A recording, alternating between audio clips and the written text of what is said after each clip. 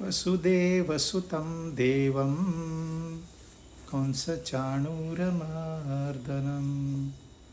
देवकी परमानन्दं कृष्णं वन्दे जगद्गुरुम्।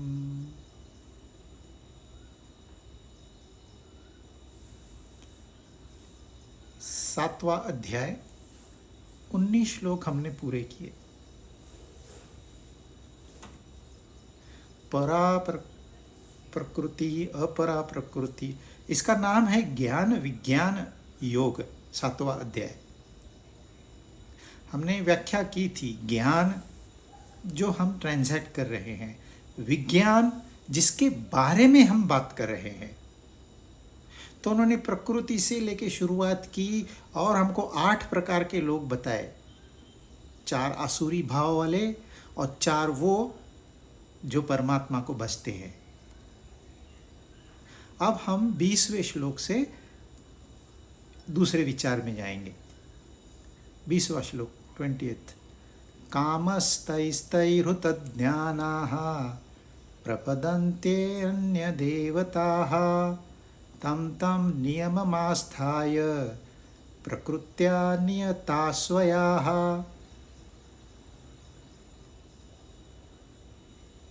उन कामनाओं की वजह से जिनका ज्ञान हर लिया गया है। दूसरी बात, अपनी प्रकृति यानी कि स्वभाव से नियंत्रित होकर। 2 चीजें, कामना से ज्ञान हर लिया और अपनी प्रकृति से नियंत्रित है। फिर उस कामना पूर्ति के लिए उन देवताओं, यानी कि जिस कामना की जो देवता है, अन्य देवता कहते हैं उसको। कामना पूर्ति के लिए जो देवता होती है, जिसकी हम आराधना करते हैं, क्योंकि आराधना करते हैं वो देवता है। वह जो परमात्म तत्व है उससे भिन्न है उसकी शक्ति। लेकिन ये जो कामना वाले हैं, उन देवताओं की, अन्य देवताओं की शरण जाते हैं। तो एक तो ज्ञान हर गया है। ज्ञान हरण हो गया मतलब क्या हो गया? हमारा जो ध्यान ओरिजिनली लगा हुआ था वो हट गया। क्यों हट गया? क्योंकि हमने इस संसार को देखा और संसार को चाहा। जब हम संसार को चाहने लगे, है बड़ा सुंदर, बहुत अट्रैक्टिव है, तो उस पे ध्यान देना जाना तो नेचुरल है। क्योंकि इंद्रियां जो है इस संसार का हिस्सा है, मन जो है इस संसार का हिस्सा है, बुद्धि जो है इस संसार का हिस्सा है। तो अपने अपने धर्म के अनुसार वो वहां भटकते रहते हैं। जहां तक प्राकृतिक सवाल है, इसमें कोई अड़चन नहीं है। लेकिन होता क्या है, इसमें उलझने की वजह से हम अपना स्वरूप खो देते हैं। और इसलिए ये हाईलाइट कर रहे हैं कि थोड़ा सावधान हो जाओ। यहां वो कह रहे हैं, कामनाओं की वजह से जिसका ज्ञान हर लिया गया है, वे अन्य देवताओं के नियमों का पालन करते हैं। क्योंकि अगर आपको कुछ चाहिए तो कुछ करना भी होगा, कोई तो नियम आपको पालने ही होंगे। लेकिन 15वें श्लोक में उन्होंने कहा था, माया अपहृत ज्ञाना, जिनका ज्ञान माया ने हर लिया है।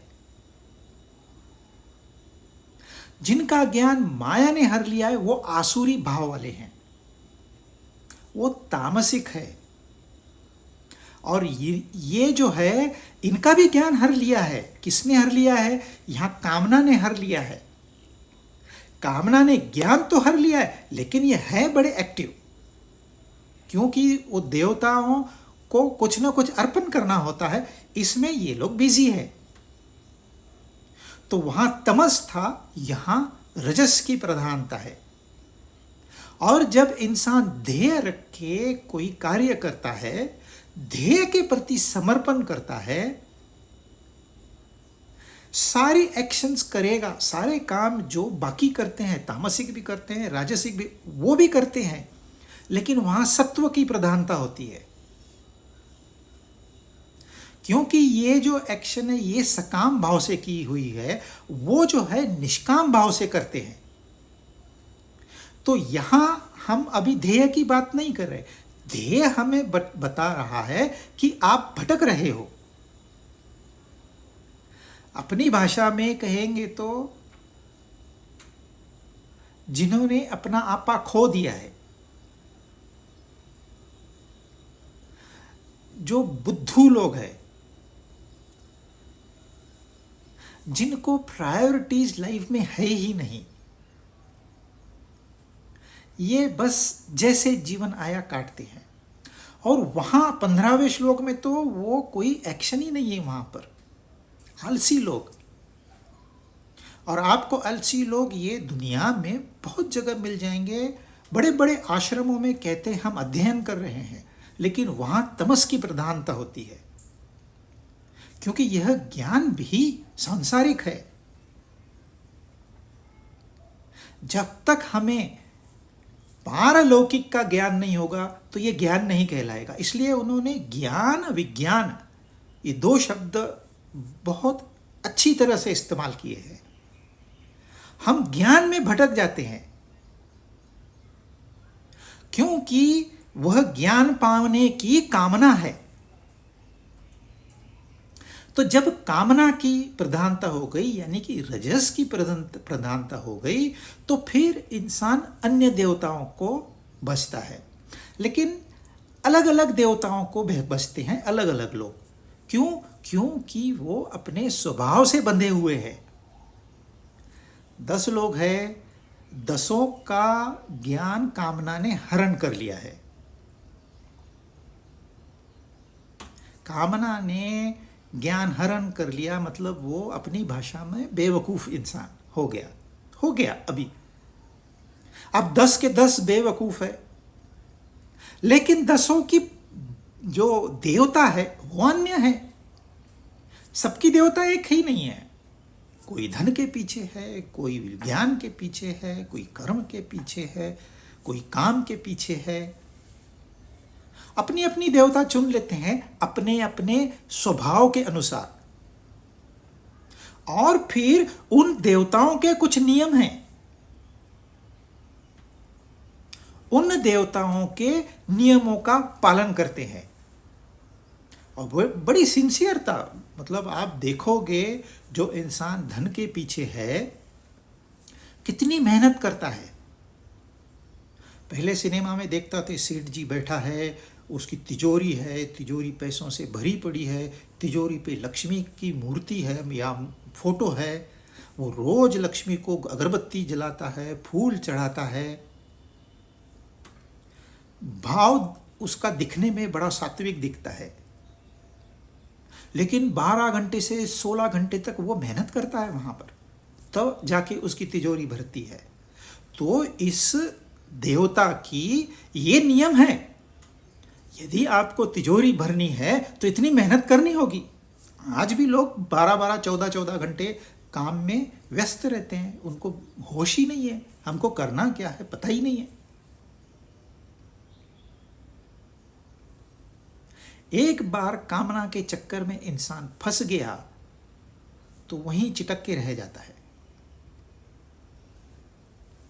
तो पहले कामनाओं से ज्ञान, मतलब ये वाला ज्ञान नहीं जो हम ट्रांजैक्ट करते हैं, विज्ञान जो नित्य अनित्य का भेद करता है वह ज्ञान, जो सत असत का भेद करता है वो ज्ञान, जो बंध मोक्ष का भेद करता है वह ज्ञान।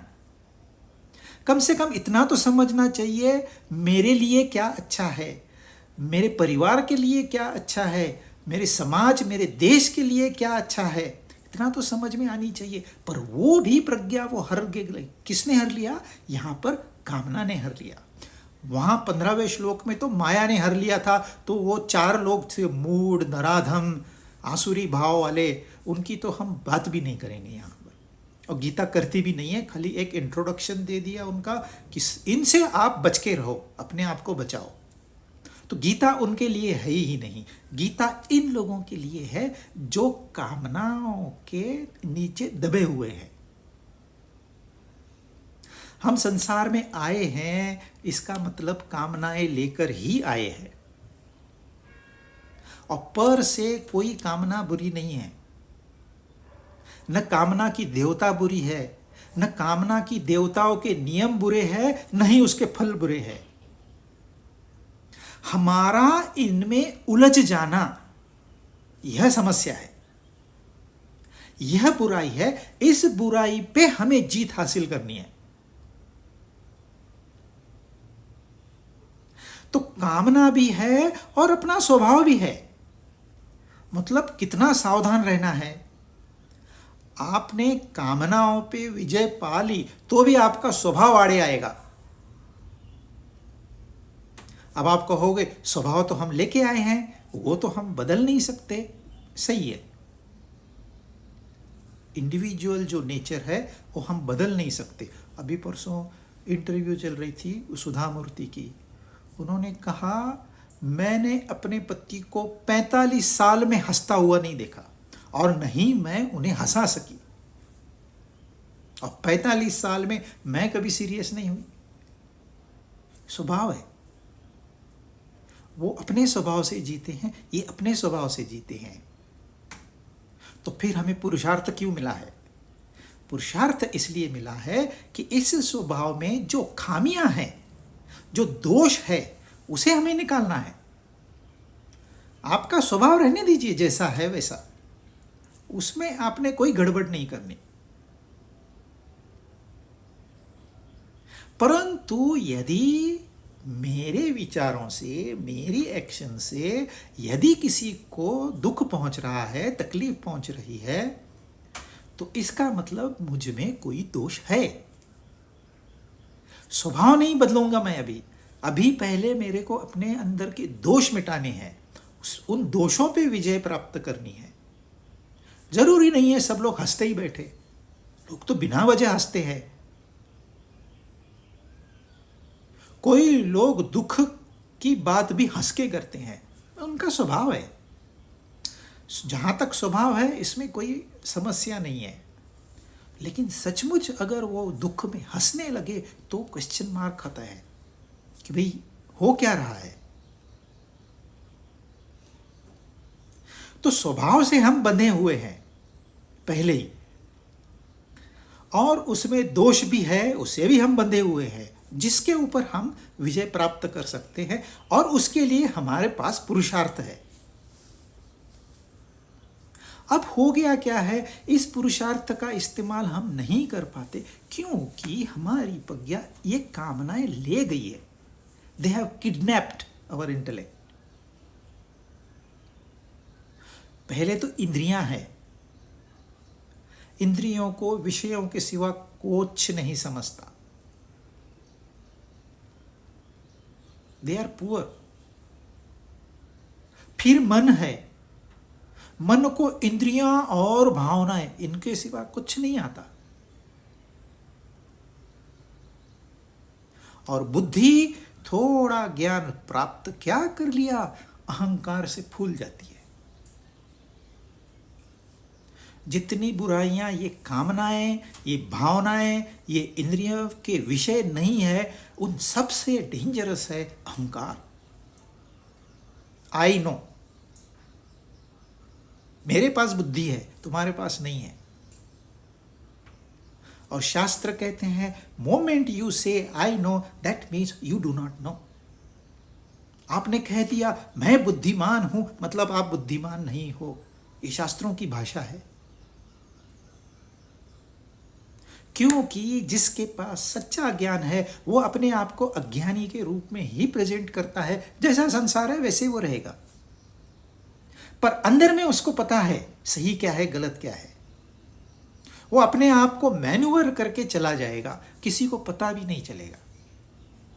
बहुत भीड़ भाड़ वाला रास्ता है, साइकिल यहाँ से आ रही, रिक्शा वहाँ से आ रही, लोग क्रॉस कर रहे हैं, मतलब गाड़ी चलाने की जगह ही नहीं है। फिर भी जो स्किलफुल ड्राइवर रहता है ऐसे निकल जाता है, किसी ने नोटिस ही नहीं किया उसको, कैसे निकल गया वो पता ही नहीं चला। That is the skill. जो ज्ञानी होता है वह यह संसार में रहता है, जो अज्ञानी रहता है संसार से दूर भागता है।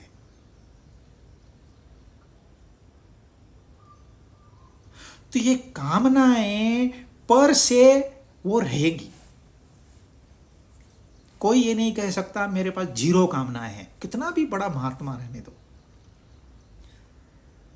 लेकिन there are essentials and non essentials of life. यदि आप कामना पूर्ति से दूसरी कामना का आप प्रोडक्शन नहीं करते हो तो कामना में कोई बुराई नहीं है। वह कामना आई, पूरी हो गई, balance is 0, then you are okay, then आपकी प्रज्ञा उस कामना ने नहीं हरी। लेकिन हमारी समस्या उल्टी है, हम एक तो कामना पूरी कर लेते हैं, 2 कामनाओं को पैदा करते हैं। मतलब पहले एक दुखी थे, आज दुगुना दुखी हो गए, क्योंकि कामना पूर्ण नहीं होगी तो इंसान दुखी होगा, निराश होगा। अच्छा, ये अन्य देवताएं क्या है? इतनी सारी देवताएं, खास करके सनातन धर्मी जो है हर एक पंथ को मानता है, हर एक देवता को मानता है। और लोग पूछते हैं इतनी सारी देवताएं आपको क्या करनी है? तो इनमें भी लेवल्स है, अनेक रीजंस है। एक कारण की वजह से इतनी देवताओं की उत्पत्ति नहीं हुई है, अनेक कारण है। पहले तो मुख्य, इस संसार में कोई पैदा होता है, टिकता है, मरता है, यह नियम है। जो पैदा हुआ मरेगा, गारंटेड। जो बना है वो टूटेगा, गारंटेड। यह नियम है, इसे साक्षात ब्रह्म भी नहीं बदल सकते, क्योंकि उन्होंने ही बनाया हुआ नियम है।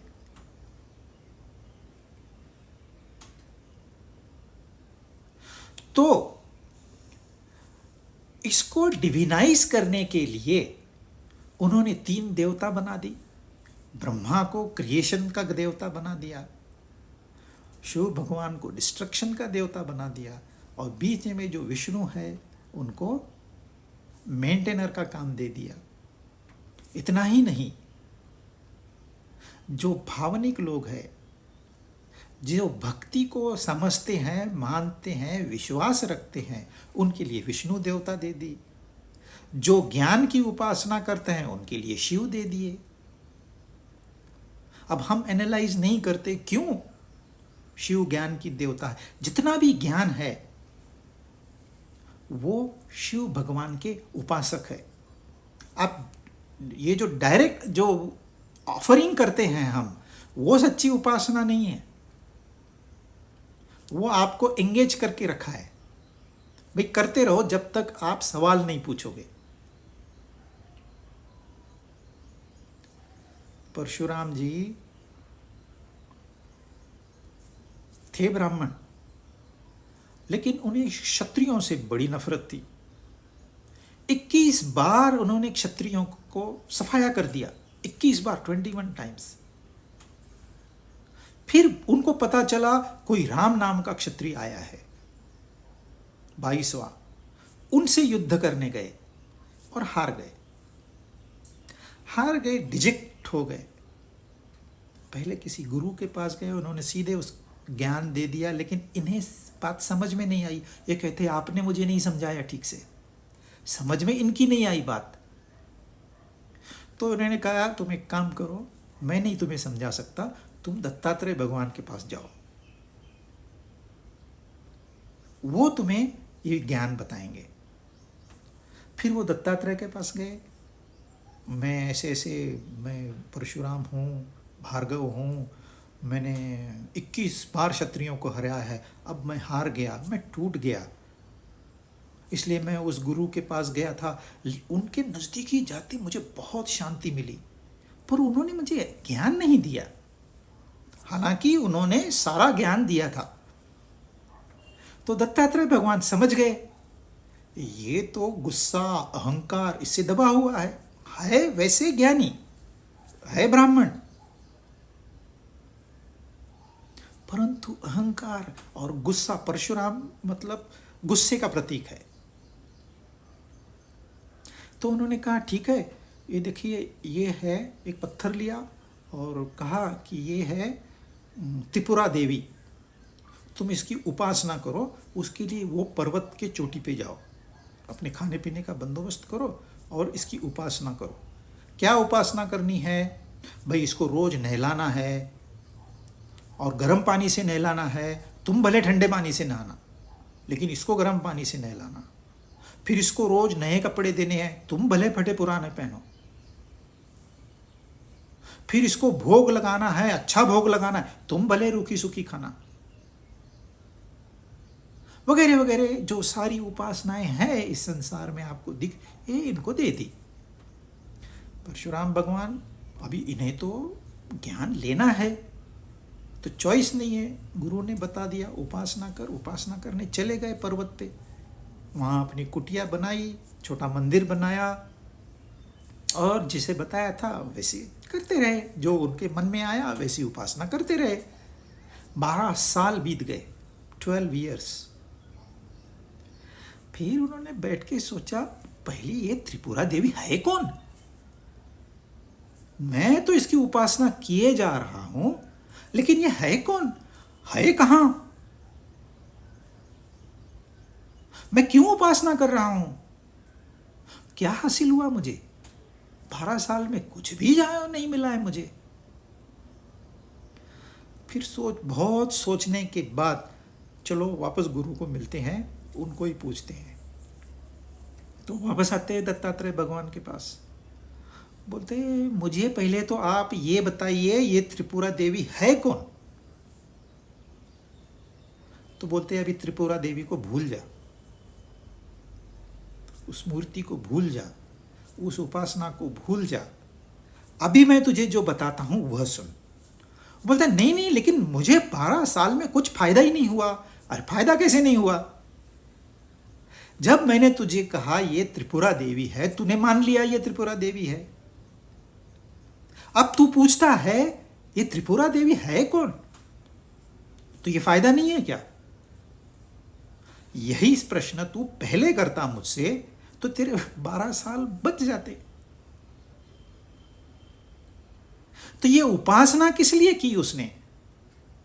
ये जिज्ञासा निर्माण करने के लिए। और फिर उसे जो ज्ञान मिलता है अनपैरेलल, उसके सिवा ज्ञान आपको कहीं नहीं मिलेगा। जो दत्तात्रेय भगवान ने उन्हें बताया, द अल्टीमेट नॉलेज। एक साधारण मनुष्य भी एक एक्स्ट्राऑर्डिनरी आदमी बन सकता है यदि उनके उस त्रिपुरा रहस्य इस ग्रंथ को समझे, बस समझे। तो इनके नियम है, ऐसे देवताएं कैसे निर्माण हो गई? ऐसे देवताएं निर्माण हो गई। प्रभु मुझे धन चाहिए, ठीक है ये ले लक्ष्मी, इसकी तो उपासना कर। प्रभु मुझे बहुत ज्ञान चाहिए, मुझे दिखाना है कि मेरे जैसा ज्ञानी कोई है ही नहीं इस संसार, ठीक है तू सरस्वती की आराधना कर। ऐसे धीरे धीरे देवताओं का निर्माण हो गया।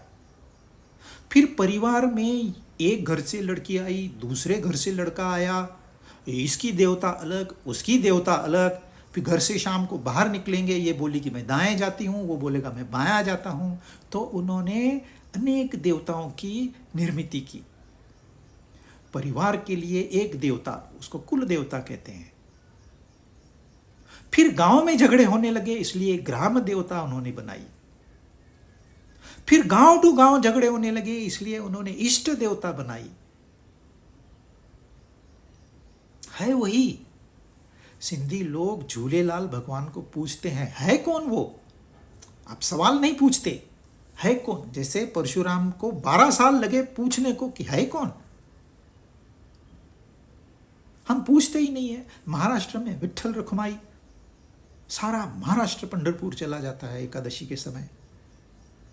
आप पूछो तो सही है कौन? ये सारी उपासनाएं उसके लिए है, ये सारी देवताएं उसी के लिए है। आपको धन चाहिए वहां, आपको काम चाहिए वहां भी काम देवता बिठा दी उन्होंने। तो अन्य देवता भी उसी एक की शक्तियां हैं। ऐसे नहीं है कि ये अलग है, पर आपको ये रास्ता ढूंढना है अपने आप। उसके लिए आपको कोई मदद नहीं कर सकता। This is individualistic. यहां तक लाके आपको छोड़ देंगे, अभी आपको आगे बढ़ना है। No guru can present God to anyone, पर राह दिखा सकता है। तू ऐसे जा, तू वैसे। जैसे दत्तात्रेय भगवान ने परशुराम जी को राह दिखाने के लिए कितनी अच्छी योजना बनाई कि पहले तेरा घमंड तो कम हो,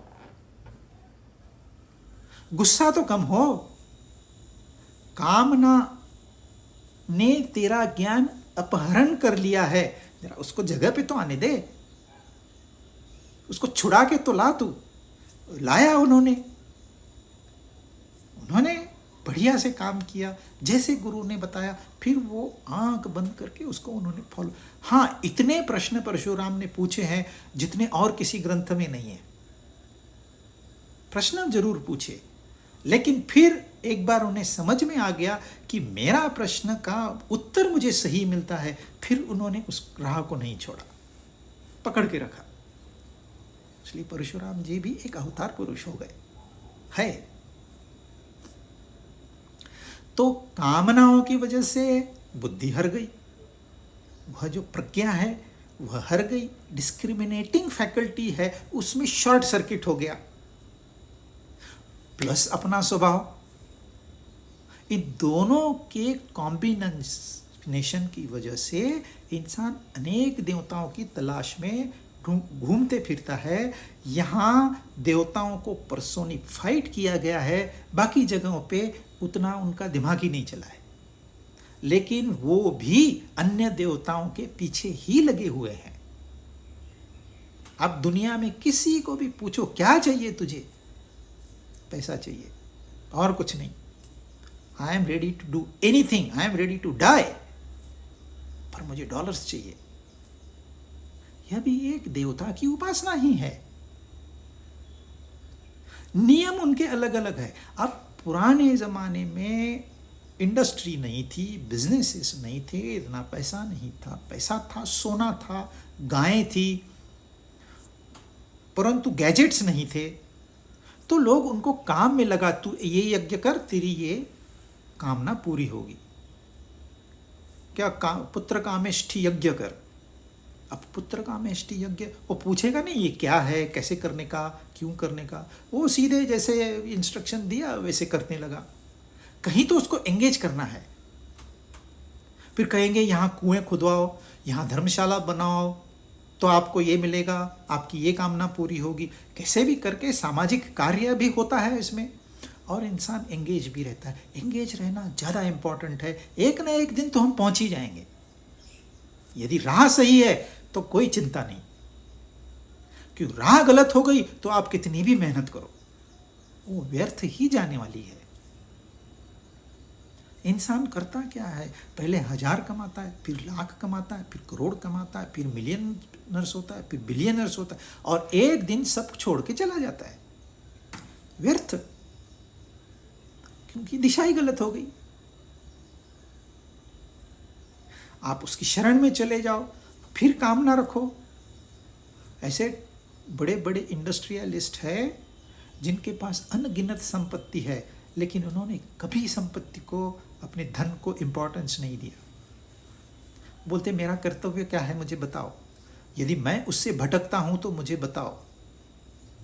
निष्काम भाव से कर्म करते हैं, भले उन्हें ग्रंथों का, शास्त्रों का अध्ययन नहीं किया हो, परंतु मन पवित्र है। मन पवित्र होने से उनकी बुद्धि, प्रज्ञा जो है कि कोई हर नहीं सकता है, क्योंकि कामनाएं आएगी, माया शिरेगी तो ही उसकी बुद्धि भटकेगी। परंतु उनका मन साफ है, कोई काम नहीं है, कामना नहीं है, निष्काम भाव से अपना कर्तव्य करते हैं और अपने गोल तक। वो क्या धन छोड़ के जाना है, आज जाऊंगा, कल क्यों, आज जाऊंगा मैं।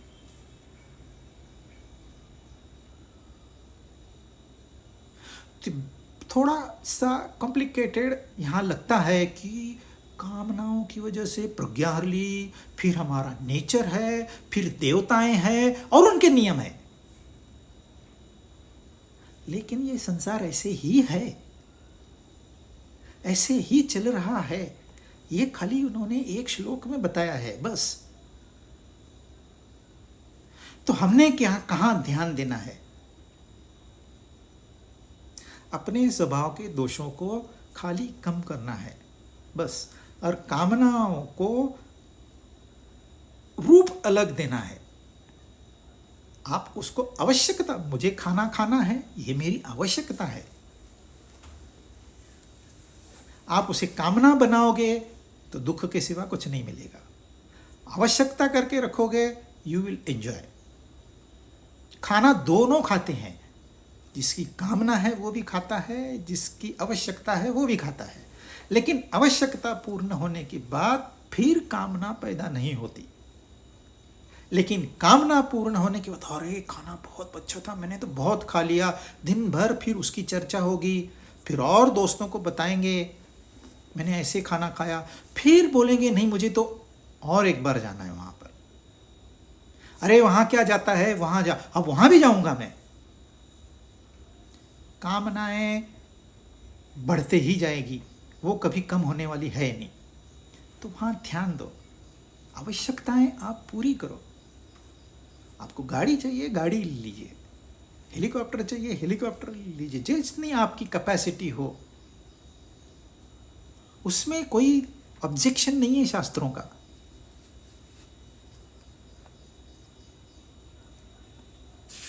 अब देखिए वो क्या बोलते हैं 21वें श्लोक में, यो यो याम याम तनुन भक्तः श्रद्धयार्चितुमिच्छति तस्य तस्याचलां श्रद्धां तामेव विदधाम्यहम्। जो जिस जिस देवता का श्रद्धा पूर्वक पूजन करता है, ये हमने देखा पहले श्लोक में, उस देवता में ही मैं यानी कि भगवान उसी श्रद्धा को दृढ़ कर देता हूं। जो भक्त जिस देवता का श्रद्धा पूर्वक पूजन करता है, चाहता है, उस देवता में ही मैं उसी श्रद्धा को दृढ़ कर देता हूं। किसी को बस परमात्मा के नजदीक जाना है, इच्छा है, कामना है,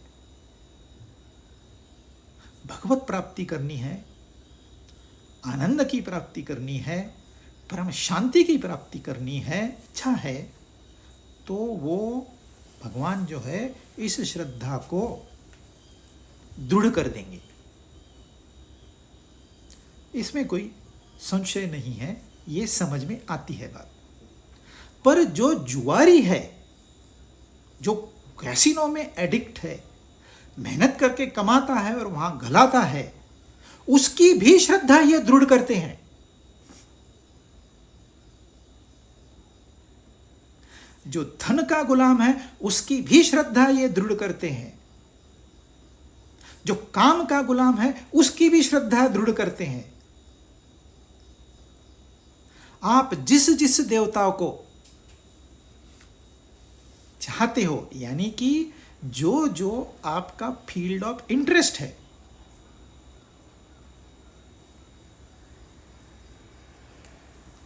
इसमें ये श्रद्धा हमारी दृढ़ करते हैं। कौन करता है? परमात्मा स्वयं बात कर रहे हैं हमारे सामने, ये उनकी भाषा है। मैं उस श्रद्धा को दृढ़ करता हूं। क्यों भाई? इंसान गलत राह पे चल रहा है, आप उसकी श्रद्धा को दृढ़ क्यों कर रहे हो? कोई सवाल ही नहीं पूछता है, तो वो जवाब भी नहीं देते हैं।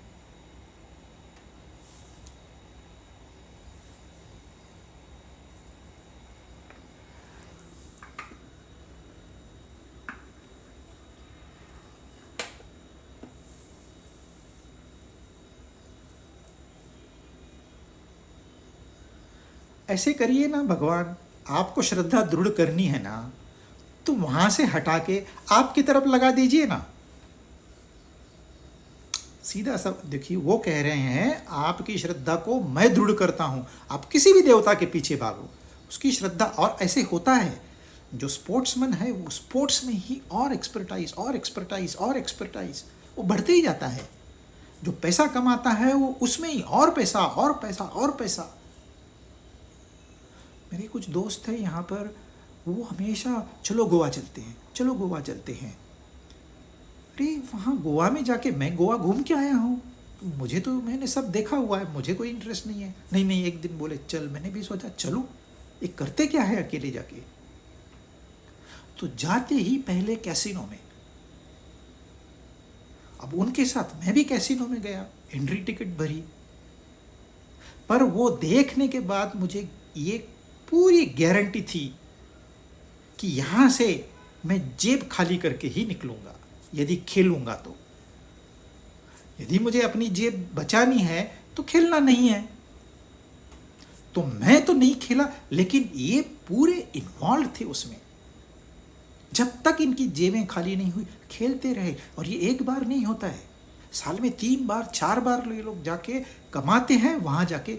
वह भी श्रद्धा, ये भगवान कहते हैं मैं दृढ़ करता हूं, तो भगवान उनकी श्रद्धा दृढ़ करने से आप उनकी श्रद्धा यहां कर दो ना, आप में लगा दो ना, दिक्कत क्या है। तो फिर ये संसार बचा कहां। ये संसार तो उसका ही खेल है। और जब हमारी निर्मिति हुई तो हमको उसने स्वतंत्रता प्रदान की। You are free. आपको पुरुषार्थ दिया, आपको बुद्धि दी, आपको इतना सुंदर मन दिया है। इस मन के सहारे आप जब चाहे स्वर्ग सुख भोग सकते हो। आपको इतनी 5 इंद्रियां दी, बाकी प्राणियों को तो 4, किसी को 3, किसी को 2, किसी को 1। इंसान को 5 इंद्रियां दी, स्वतंत्रता प्रदान की है। आप जो चाहो करो, यथा इच्छसी तथा करो। अगर भगवान उनको, उस जुआरी को अपनी तरफ खींचते हैं तो स्वतंत्रता रही कहां। हमने तो स्वतंत्रता मांगी थी, नहीं, हम लोग I am capable, I will take my own decisions. आपने स्वतंत्रता मांगी, उन्होंने स्वतंत्रता दी है। अब दी है तो वो अपने शब्द से पीछे नहीं जाएंगे। You are free. अच्छा ठीक है, आपने स्वतंत्रता दी है, वो आप उसका पालन कर रहे हो, बड़ी अच्छी बात है। लेकिन जो इंसान जुआ में बर्बाद हो जाएगा, उसका जिम्मेदार कौन होगा। आप नहीं होंगे क्या, क्योंकि आपने तो श्रद्धा दृढ़ की है। वो श्लोक में कुछ नहीं है। जो जो भक्त जो जो चाहता है उसको मैं वो प्रदान करता हूं। आप जहर चाहिए, वो जहर लाके देंगे। आपको 10वीं मंजिल से कूदना है तो शक्ति वो दे देंगे। क्या है इसमें। पर हम सवाल नहीं पूछते भगवान को। जैसे है ब्लाइंड एक्सेप्टेंस।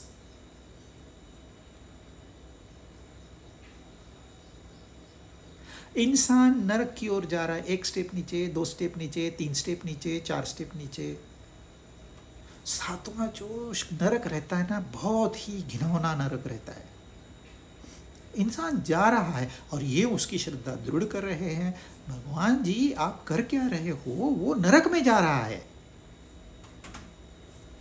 यह स्वातंत्र उसको है, क्योंकि जब तक वो ये नहीं सोचता कि मैं दुखी क्यों हो रहा हूं, तब तक कि उसके लिए और कोई राह नहीं है। और वो दुख मैंने नहीं बनाए, वो नरक मैंने नहीं बनाया है, वो भगवान की निर्मिति नहीं है। उनको तो पता भी नहीं है नरक होता क्या है। नरक तो इंसान ने बनाया है। सारे दुख तो इंसान ने बनाए हैं। आपको गुस्सा आ गया, क्यों आ गया गुस्सा? अरे आपकी कामना पूरी नहीं हुई इसलिए आपको गुस्सा आ गया। इसमें भगवान का क्या संबंध है? गुस्से को उन्होंने नहीं बनवाया, उनको तो पता भी नहीं है गुस्सा क्या होता है। उन्होंने संसार के नियम बना दिए, ये करोगे ये होगा, ये करोगे वो होगा, कूदोगे हड्डियां टूटेगी, जलते अंगार को पकड़ोगे हाथ जलेगा। उन्होंने तो नियम बना दिए, आप जलते अंगार को मत पकड़ो तो आपको दुख होगा कहाँ, हाथ जलेगा ही नहीं तो आप रोगे ही नहीं। आप पकड़ते हो और बोलते भगवान ने हमको हाथ जला दिया, अग्नि देवता के रूप में आके हमारा हाथ जला दिया। उनका कोई दोष नहीं है, वो तो है निर्दोष। अपने आप से बातें करके हो गई मैं बदनाम, मीरा कहती है। हम अपने मन से अपना विश्व बनाते हैं और कुछ नहीं। फिर उसमें नरक होगा या स्वर्ग होगा, इट इज आवर क्रिएशन, उसमें उनका कोई रोल नहीं है। तो वो श्रद्धा आपकी दृढ़ करेंगे, आप सावधान हो जाइए। मन में पहला विचार आ गया, उसी समय उसको रोक के एग्जाम करिए।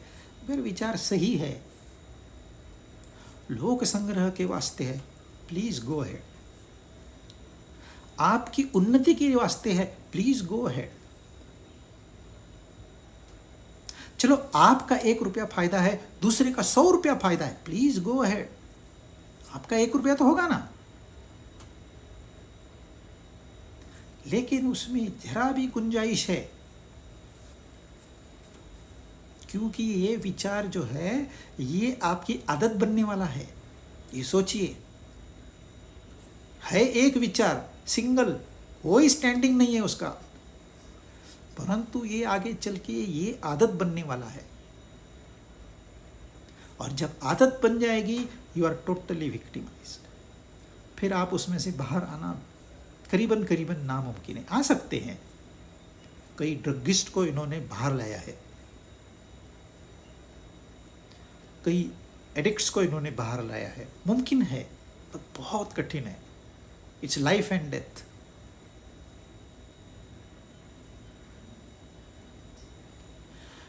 तो इन्होंने इतना ही कहा है, जो आपकी श्रद्धा है, I support it, I strengthen it,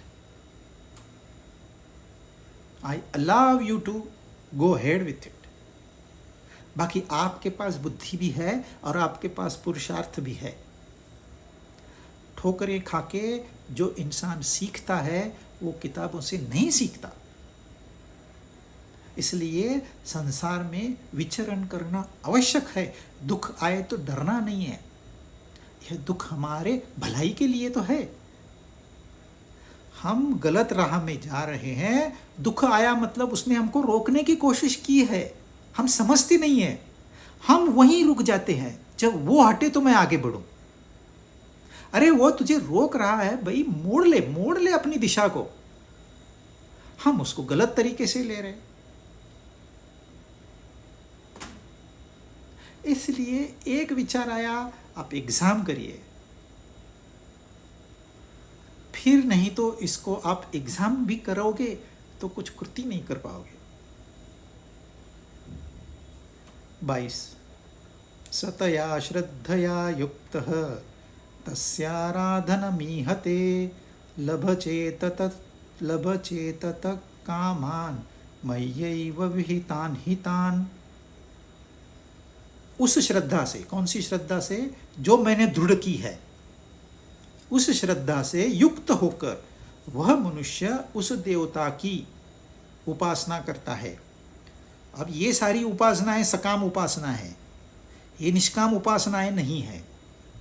अन्य देवता मतलब सकाम भाव, और उसकी वह कामना पूरी भी होती है। देखिए ये मैजिक है इस संसार का, कामना करते हो, कामना पूरी भी होती है, परंतु वह कामना पूर्ति मेरे द्वारा विहित की हुई होती है, भगवान कह रहे हैं। मतलब आपने कामना की, आपने देवता को चुना, आपने उनकी उपासना की, उन्होंने उस देवता ने आपकी कामना पूरी कर दी, परंतु यह कामना पूर्ति मेरी वजह से हुई है, ये भगवान कह रहे हैं।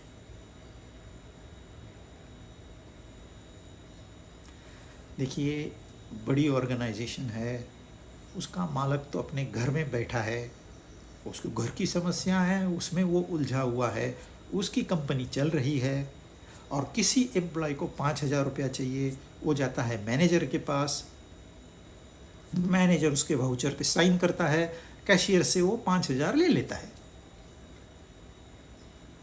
उसको ज़रूरत थी 5,000 की, उसको 5,000 मिल गए। किसकी वजह से मिल गए? मैनेजर की वजह से मिल गए। दूसरी बार भी वैसे ही किया, तीसरी बार उसको 25,000 चाहिए, तो मैनेजर ने ओके करके दूसरे ऊपर वाले मैनेजर को भेजा, उसने सैंक्शन किया, फिर उसको 25,000 मिल गए। इस तरह सिलसिला जारी है। एक दिन वो मालिक को मिला, बोला यार आप तो कुछ काम के हो नहीं, आप मुझे 1 रुपया देते हो, आपकी जेब खाली लेके घूमते हो, आप मैनेजर कितना अच्छा है, मुझे 5,000 चाहिए 5,000 दे दिए, 25,000 चाहिए 25,000 दे दीजिए। तो मालिक कहता है अरे वो कामना पूर्ति मैंने ही की है, अब की है कि नहीं की है ये आप सोचिए। ये वही कह रहे हैं कि ये सारी देवताएं मेरे ही असिस्टेंट है, ये मेरे यहाँ नौकरी करते हैं। आप कोई भी देवता ले लीजिए, उस परमात्मा के सिवा किसी देवता के पास कोई शक्ति नहीं है, परंतु हमें लगता ऐसे है कि मैंने कामना की, मेरी कामना की पूर्ति हो गई, ये इस वजह से हुई। लोग पहाड़ चढ़ के जाते हैं एक कामना लेके, और वो पहाड़ फेमस होता है, यहाँ पूजा करने से आपकी मनोकामनाएं पूरी हो जाएगी, और फिर यात्रा करने के बाद उनकी कामना पूरी भी होती है, और वो श्रेय इनको देते हैं। आलतू फालतू के साधु बने पड़े हैं जिनको एक धेले का ज्ञान नहीं है। झाड़ू, वो मोरपंख का झाड़ू लेके बैठते हैं, मुझे पुत्र चाहिए, ऐसे ऐसे करेंगे आपको पुत्र हो जाएगा। दूसरी औरत आई, मुझे पुत्र चाहिए, उसको भी पुत्र। अरे 100 लोग, 100 लेडीज आई, 100 के 100 को उसने आशीर्वाद दे दिया, आपको पुत्र हो जाएगा। और बाय नेचर 50 को तो होता ही है। तो 50 तो ये मानती है कि इस फालतू साधु की वजह से मुझे पुत्र हुआ है, इसके आशीर्वाद से, ये मानती है। परंतु सच्चाई क्या है? सच्चाई ये रेशो उसने फिक्स कर दिया है 50-50, और ये रेशो दुनिया को अप्लीकेबल है। आप अपने लाइन खींच के देश बनाए हैं, ये आपने किए हैं, वो उसने नहीं किया है। उसका नियम है, ये रेशो के हिसाब से ये संसार चलेगा। बाकी आप मोह में फंस जाओ, दिस इज योर चॉइस। इसने मेरी कामना पूर्ति की, उसने मेरी कामना पूर्ति की, उसने, भगवान स्वयं कर रहे हैं मेरे सिवा आपकी कोई कामना पूरी नहीं होगी। सीधे डायरेक्टली कह रहे हैं, इनडायरेक्टली वगैरह नहीं। हम इस श्लोकों पे ध्यान नहीं देते, उनकी भाषा को नहीं समझते। डेलिबरेटली वो सीधे कह रहे हैं मैं ही करता हूं, जो आपको करना है कर लो। हम सोचें तो हमारे लिए बड़ा संदेश है, नहीं सोचें तो चलो, लेकिन मुझे पता है श्लोक, मैंने बाय हार्ट भी कर लिया है। कह क्या रहे हैं इस पे ध्यान दीजिए। कौन कह रहा है इस पे ध्यान दीजिए। स्वयं भगवान कह रहे हैं, आप चाहे मानो या न मानो। यदि आप गीता को सुन रहे हो तो आपको मानना भी पड़ेगा, अदरवाइज वेस्ट ऑफ टाइम। बंद करके बैठ जाइए। जब आप मानोगे तभी कोई चांस है कि आप जानोगे। लोग आते हैं संतों के पास और प्रश्न शुरू कर देते हैं, पर गुरु कहते हैं तत्वमसि। स्वामी जी ऐसे कैसे हो सकता है? ये तो आपने एक शॉर्टकट मार दिया हमको भगाने के लिए, ए नहीं नहीं, I M an intellectual, I want logical answer, how do you say that I am that, I want step by step answer. तो गुरु कहते हैं भाई लगा, 2 साल लगेगा तुझे, रुक जाता है, लेकिन 2 साल में 200 प्रश्न पूछ लेता है। क्यों प्रश्न पूछता है? वो सुबह उठ के यही सोचता है कि मैं आज प्रश्न क्यों क्या पूछूं, क्योंकि श्रद्धा नहीं है।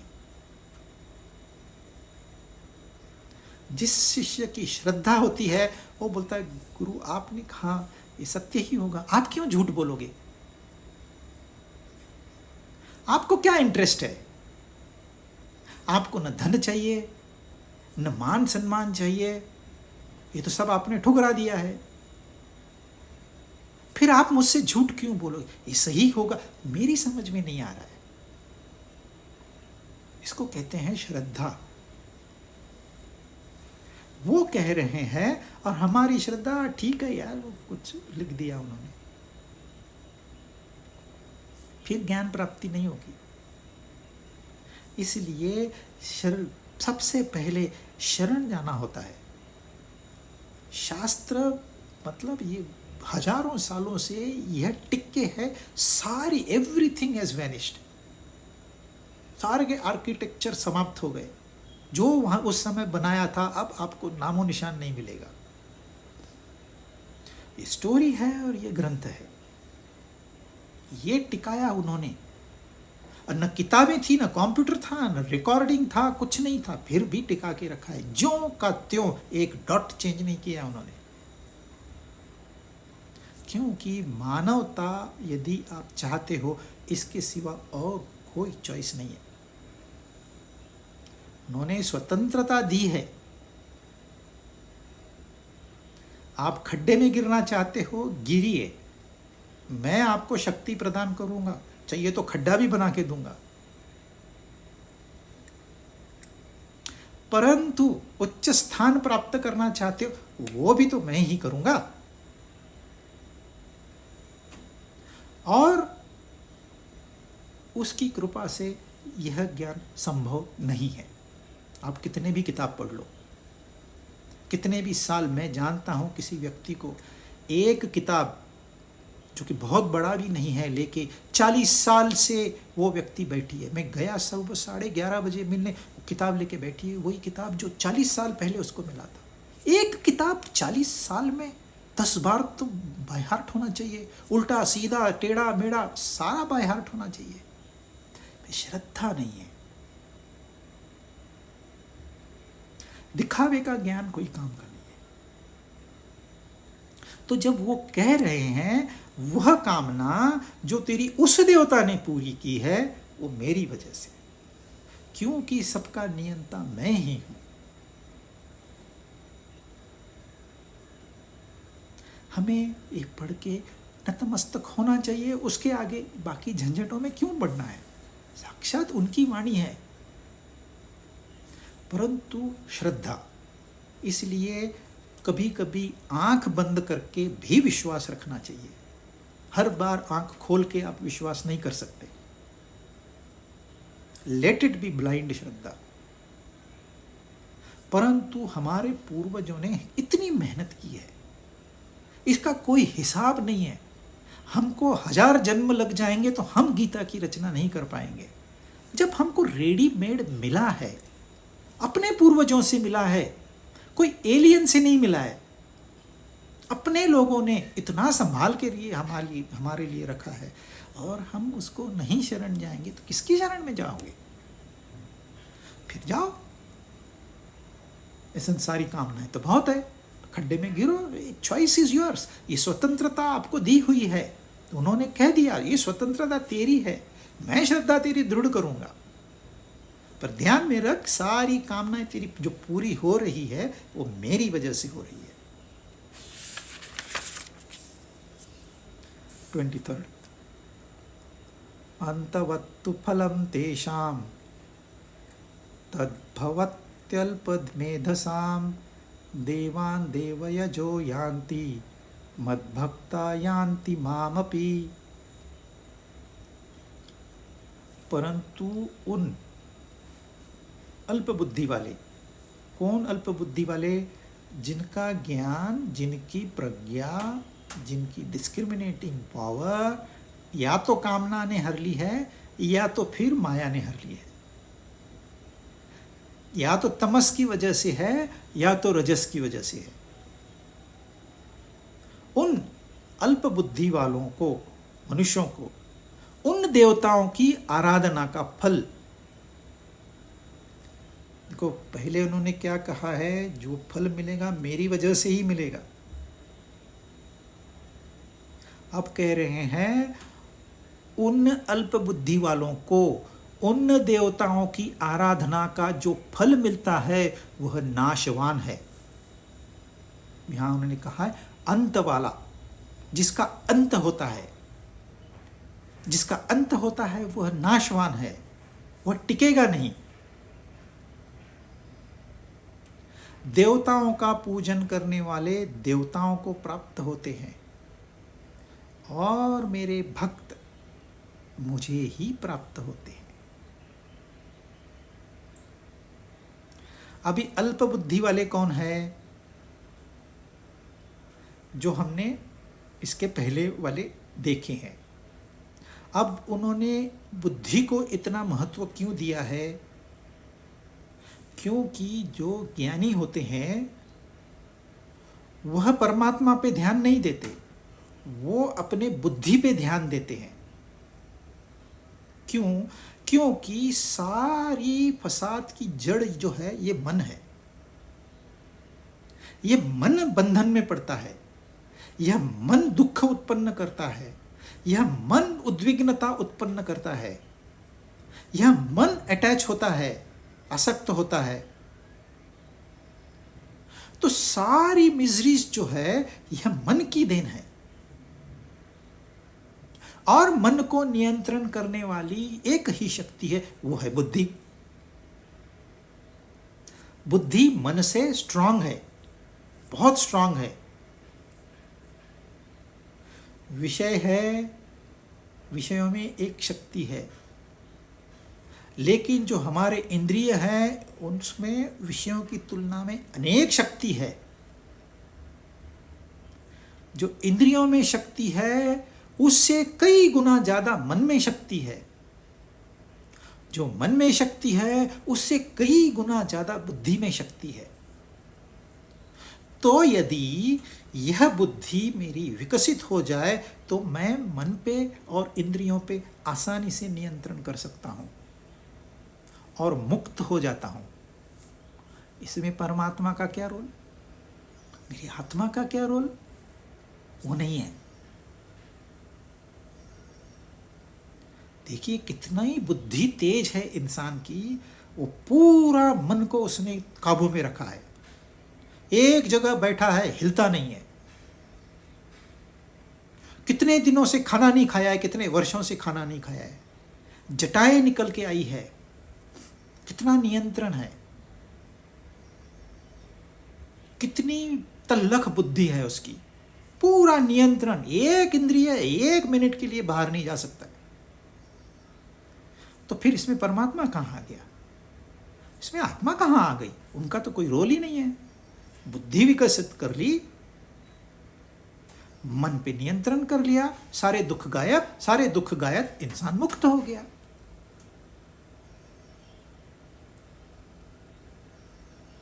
तो ये कहते हैं मेरे भक्त मुझे प्राप्त होते हैं। शास्त्रों में खास करके भगवत गीता में जब वो भक्त कहते हैं तो वो होता है ज्ञानी, जब ज्ञानी कहते हैं तब होता है भक्त। इसके ऊपर हम थोड़ा और डेप्थ में एनालिसिस करेंगे, लेकिन अगली बार।